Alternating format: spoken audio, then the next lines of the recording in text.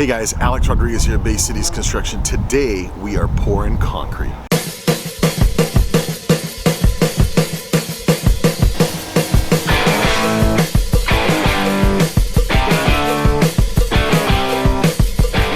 We got 16 yards on the books. We've put in 20 already to do the outside perimeter. We're gonna do a two-step pour, 16 yards of concrete. That's 2 trucks. It's a little crazy right now. Concrete's hard to find with all the COVID crazy stuff. So we were able to get locked in. We're able to do the pour now. Otherwise, we would have had to wait 2 weeks. That's not good. We have the full crew out here. We're gonna share with you the process for pouring the concrete. And obviously we're dealing with, for those of you that haven't watched the previous videos, we're dealing with expansive soil here. So that's very tricky. It requires a lot of planning to make sure that we get the right pour and we don't have any problems later. So stay tuned, don't go anywhere, check it out.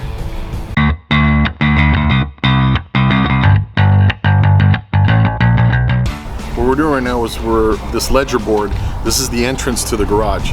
So we got to make sure that we're going to take the bow out of it so it's nice and straight once we remove the form. It doesn't look funky. It's just a little tricky. There's a lot of stuff, a lot of things to look at. This foundation has taken 4 trucks to, well, 2 trucks right now. It's going to be another 2, so it's going to be 4 pours. Concrete truck is here. It's about to get noisy. It's about to get dirty. Love to play in the mud. Check it out.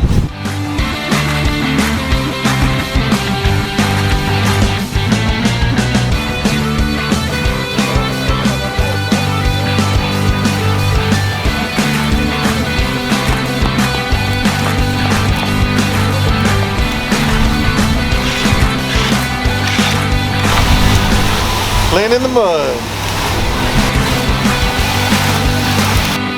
Here, the reason that the hose is so close to the pour is to prevent air pockets from forming. So Terry's doing the pour, Jerry's backing him up on the hose to move it.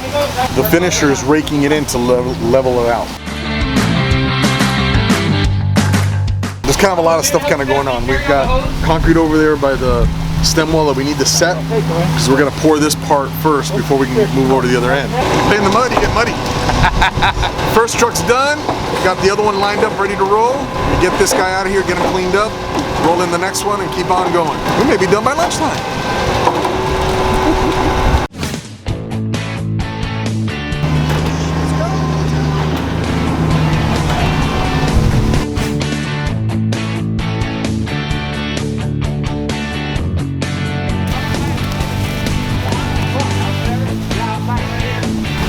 Who says concrete can't float?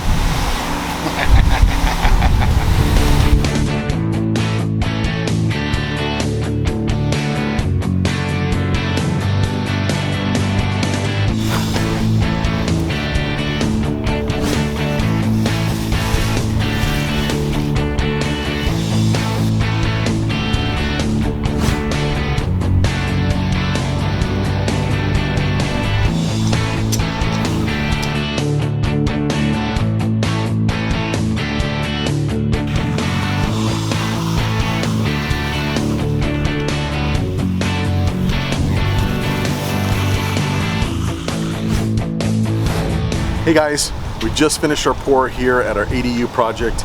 All we need to do is even it out, float it, polish it up, get it ready, let it set, and then we'll be back next week to start the framing. We're looking forward to sharing that with you, but before we do that, I just want to give a shout out to Catalina Pacific. They really came through. There's a pretty bad concrete shortage right now because of the rolling blackouts and stuff like that here in California. It's become a big problem. They're backed up for 2 weeks and they were able to fit us in. We poured 2 trucks of concrete today, and we're totally stoked that we got it done.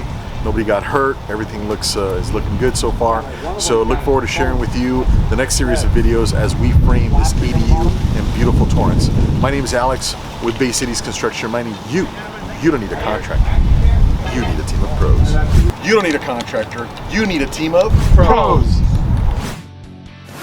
By the way, if you've been thinking about an ADU, you're thinking about what it's going to take to get it done, plans, engineering, all of that stuff, please visit us at baycitiesconstruction.com. That's baycitiesconstruction.com.